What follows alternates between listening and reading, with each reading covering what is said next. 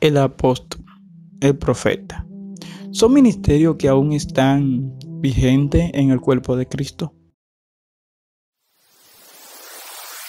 Hoy hay reunión en el Monte Carmelo, algo pasará. Saludos y bendiciones, Jorge Martínez otra vez acá, para hablar un poco de la palabra de Dios. El tema de hoy posiblemente será un poco controversial. Este es un tema que hay que debatir con mente clara y sin prejuicios. Al hablar de cesantía ministeriales o cesantías en los dones, se está hablando de una doctrina que por mucho tiempo se ha establecido dentro de los círculos de creyentes, de si los dones y ministerios ya cesaron, si cumplieron su labor dentro de la tierra, dentro de el cuerpo de Cristo, y ya por ello no deberían seguir. Entre ellos encontramos la profecía o el don de profecía, encontramos el don de sanidad, entre otros. Las palabras específicas que usa el apóstol en Efesios 4:11 es la siguiente: Kai auto edoken, que quiere decir él mismo dispuso. Y demás está decir que ese él es el mismo Dios, es el mismo Espíritu Santo, es el mismo Jehová. La característica que deben tener los ministros que dicen ser usado por Dios en tal o cual ministerio o tal o cual don o dones ministeriales deberían ser claras. Hay características que son imprescindibles al momento de presentar la opinión sobre el ejercicio en un don o ministerio específico. Se debe tener claro de que deben ser apegados a la palabra, a su ejercicio, debe ser una persona cristiana, entre otras características. Si los frutos no están presentes y solamente está la palabra de la persona o su fama que le precede, no es un ministerio real. Simplemente es popularidad, un espectáculo. Cuando los frutos detallados en la palabra de Dios no acompañan a ese ministro, necesitamos entender de que no es adecuado. Jesucristo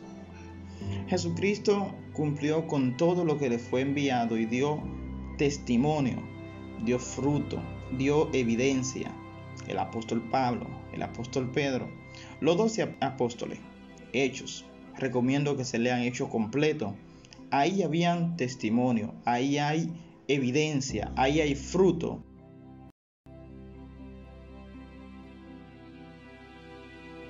Un profeta, para ser considerado profeta, sus profecías deberían tener cumplimiento. Aparte de tener un testimonio a la altura del ministerio, en caso de que no sean cumplidas, la palabra de Dios es clara de que este profeta debería ser ejecutado. Lo cumplió Elías con los profetas de Acera y de Baal. Ya que es un poco cuesta arriba y muy delicado el hablar en nombre de Dios, usar el nombre de Dios en vano. Este es uno de los mandamientos fundamentales. Si traducimos literalmente la palabra profeta, no es más que lo siguiente: narrador de la voluntad divina. Narrador de la voluntad divina. Los prejuicios vienen por ciertas personas que se hacen llamar apóstol o profeta y realmente no lo son, pues no dan fruto de dichos ministerios. La Biblia es clara cuando nos dice que por su fruto conoceréis quién dice ser algo o alguien.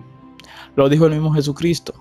El caso del apóstol, traduciendo literalmente la palabra apóstol, quiere decir uno enviado a una misión en ocasión escrita.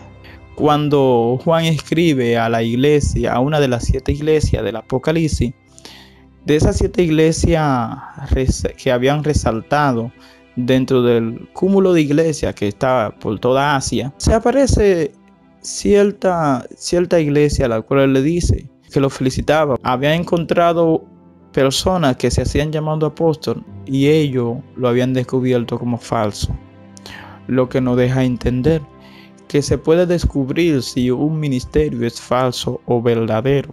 Debemos entender que lo que revisaron esas iglesias para poder descubrir si eran o no apóstoles fue su fruto, observarlo.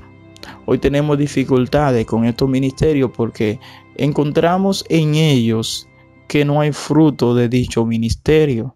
Al momento de buscar su fruto, debemos ver que si han dado fruto de ser apóstoles o fruto de ser profeta, hay que revisar cuáles son sus obras que deben ser respaldadas por la palabra. ¿Qué hacía un profeta? ¿Qué hacía un apóstol? ¿Qué dice la Biblia que es su labor? ¿Cuál era su función en el cuerpo de Cristo?